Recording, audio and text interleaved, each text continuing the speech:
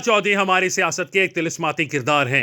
ये मुख्तलिफ पार्टियों से होते हुए आखिर में पाकिस्तान तहरीक इंसाफ में आए और फिर यहाँ टिक गए। इमरान खान इन्हें पसंद भी करते थे और नापसंद भी। ये कभी खान साहब के इंतहाई करीब हो जाते थे और कभी दूर। ये कभी इनके तर्जुमान होते थे और कभी इन्हें उठाकर आखिरी सफ में फेंक दिया जाता था। क्यों?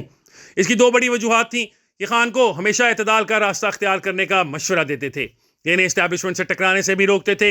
इनका कहना था इस्टेब्लिशमेंट सियासतदानों की वाटरलू है, जो भी गलती से इस मैदान में उतर गया इसकी हार लाजिम है। फिर वो जिंदा सलामत वापस नहीं आया। दूसरा, ये वज़ीरदार खानदानी शख्स हैं। ये अपने सियासी मुखालफों से भी बना कर रखते थे, जबकि पीटीआई ने दो फहरिस्तें बना रखी हैं, हमारे लोग और हमारे मुखालिफ लोग। ये जमात सदर जॉर्ज बुश की तरह लोगों को सिर्फ एक ऑप्शन देती है, आप हमारे साथ हैं या फिर हमारे दुश्मन हैं। और अगर खुदा न खास्ता दूसरे ने जवाब ना दिया या इनकी ऑफर कबूल करने से इनकार कर दिया तो फिर ये इसका नाम लोहे की दीवार पर लिख देते हैं और दोबारा इसकी तरफ मुड़कर नहीं देखते। मैं पीटीआई की इस खूह का विक्टिम रहा हूं, चुनाचे मैं अच्छी तरह जानता हूं ये लोगों के साथ क्या करते हैं। फवाद चौधरी इनसे मुख्तलिफ था, ये सबके साथ बनाकर रखता था, लिहाजा पार्टी भी इन्हें रगड़ा लगाती रहती थी। मेरे 2014 में पीटीआई से फासले पैदा हुए। मैंने इमरान खान के धरने की मुखालफत की थी। मेरा ख्याल था अगर आपने एक बार ज़बरदस्ती सड़कों के जरिए किसी मुंतखब हुकूमत को गिरा दिया तो फिर मुल्क में कोई हुकूमत नहीं चल सकेगी। कोई ना कोई जत्था आ जाएगा, वजीर आजम को खींच कर नीचे उतारेगा और हुकूमत खत्म हो जाएगी और इस खेल के आखिर में रियासत भी फारिग हो जाएगी। पीटीआई ने उस जमाने में ताज़ा गाली स्क्वाड बनाया था। उन्होंने मेरा फ़ोन नंबर इस स्क्वाड के हवाले कर दिया और फिर मैं 10 साल इन लोगों से गालियां खाता रहा। मैंने अपनी आज़ादी राय की बड़ी भारी कीमत अदा की, लेकिन इज्जत क्योंकि अल्लाह ताला देता है, लिहाजा इसके बावजूद मेरा कुछ नहीं बिगड़ा। मैं आज भी अपनी जगह मौजूद हूँ, जबकि गाली स्क्वाड जिल्लत और बर्बादी का रिस्क बन गया है। फवाद चौधरी ने इस मुखालफत के दौर में भी मेरे साथ रब्ता रखा। ये पार्टी की भरपूर मुखालफत के बावजूद शो में भी आते रहे और मुलाकातें भी करते रहे। और इनका ये रवैया सिर्फ मेरे साथ नहीं था, ये पीटीआई के तमाम मुखालफिन से राब्ते में रहते थे। इनमें सियासी जमातों के कायदीन भी शामिल थे, मीडिया पर्सनस भी, ब्यूरोक्रेट्स भी और फौजी क़यादत भी। लिहाजा इक़्तिदार से फरागत के बावजूद आज भी लोग इनका एहतराम करते हैं। पीटीआई में बदकिस्मती से फवाद चौधरी जैसे लोग बहुत कम हैं। अगर आप फहरिस्त बनाएं तो आमिर डोगर, अली मोहम्मद खान और असद कैसर के बाद ये फहरिस्त खत्म हो जाती है। नए लोगों में डॉक्टर हुमायूं अहमद और शुएब शाहीन शामिल हैं। ये लोग मुखालफत को सिर्फ मुखालफत तक रहने देते हैं, इसे ज़ाती दुश्मनी में तब्दील नहीं करते। चुनाचे मीडिया और सियासत दोनों जगहों पर इनका एहतराम मौजूद है, जबकि बाकी लोग लोहे की गर्दन और पत्थर के चेहरों के साथ पैदा हुए हैं। आप एक बार इनके साथ बात करके देख लें, आप पूरी जिंदगी अपने ऊपर लानत भेजते रहेंगे। और शायद ये इस रवैये का नतीजा है, ये लोग मुश्किल वक्त में मुकम्मल तौर पर अकेले रह गए। आप असद उमर, इमरान इस्माइल, अली जैदी, आमिर कियानी, फर्रुख हबीब, फैसल जावेद, आजम सवाती और मुराद सईद को देख लें। क्या इनके जवाल के बाद किसी ने इनके लिए आवाज़ उठाई, किसी ने इनका नाम लिया? फर्रुख हबीब आज फैसलाबाद में किसी को मुंह दिखाने के काबिल नहीं, ये बाहर नहीं निकलता और अगर ये किसी जगह चला जाए तो लोग इससे सलाम लेने के लिए तैयार नहीं होते। लोग अब इसकी इज्जत क्यों करें? ये इक़्तिदार के ज़माने में ठीक ठाक तकब्बुर के हैज़े में मुब्तला हो गया था, सीधा आसमान को हाथ मारता था, लिहाजा आज इसे ज़मीन पर भी पनाह नहीं मिल रही।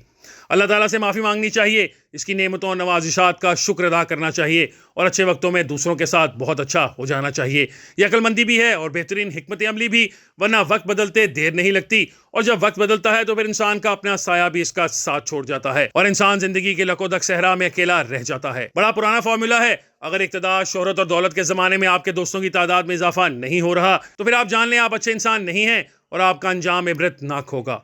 फवाद चौधरी एक अच्छा इंसान है, इसने अच्छे वक्त में लोगों के साथ बनाकर रखी, इसने आसमान की चादर खींचने की हिमाकत नहीं की, लिहाजा लोग आज भी इसका एहतराम करते हैं और मैं भी इन लोगों में शामिल हूँ। ये सगत नैब की हिरासत में है। इस पर 3 इंतहाई दिलचस्प केस बनाए गए हैं। पहला केस मुल्तान के एक स्कूल से पाइप चोरी का है। चौधरी साहब पर इल्जाम है कि उन्होंने गवर्नमेंट प्राइमरी स्कूल खैरपुर भट्टा से पाइप चोरी किए। आप जरा तस्वीर कीजिए, झेलम कहाँ है और मुल्तान कहाँ। और फवाद चौधरी जैसे शख्स ने 370 किलोमीटर दूर जाकर स्कूल से 3000 रुपए के पाइप चोरी करने थे।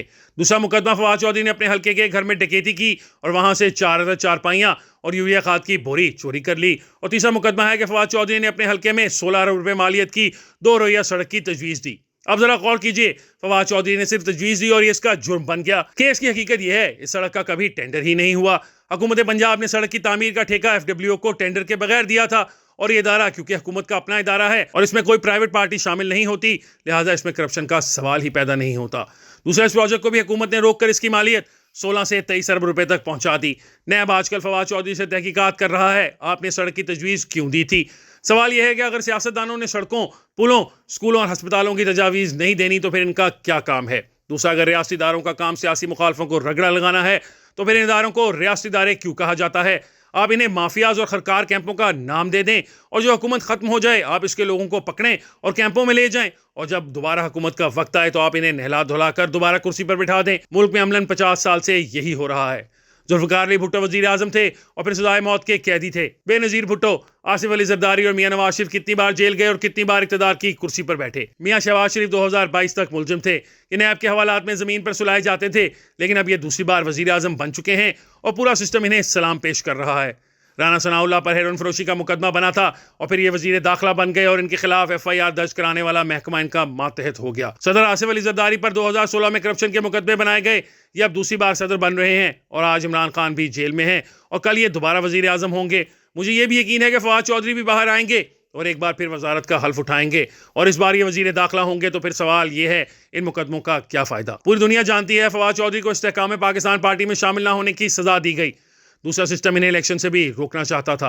ये दोनों काम अब हो चुके हैं, इलेक्शन भी खत्म हो गए हैं और इस्तेहकाम पाकिस्तान पार्टी भी दफन हो चुकी है। चुनाचे फवाद चौधरी पर रहम करें और इनकी जान छोड़ दें। ये अपनी हिम्मत और जुर्म से ज्यादा सजा भुगत चुका है। दूसरे रियासत को मुनसिफ होना चाहिए, जालिम नहीं।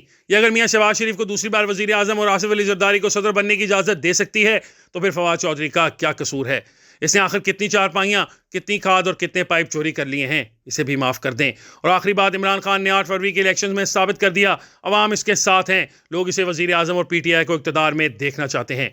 हम जितनी जल्दी ये हकीकत भी मान लेंगे मुल्क के लिए इतना ही अच्छा होगा। ये मसनूई निज़ाम डिलीवर नहीं कर सकेगा। चुनाचे रियासत इसे बचाने के लिए अपना वक्त और एनर्जी ज़ाया न करे। आखिर में किसी के हाथ बदनामी के सिवा कुछ नहीं आएगा।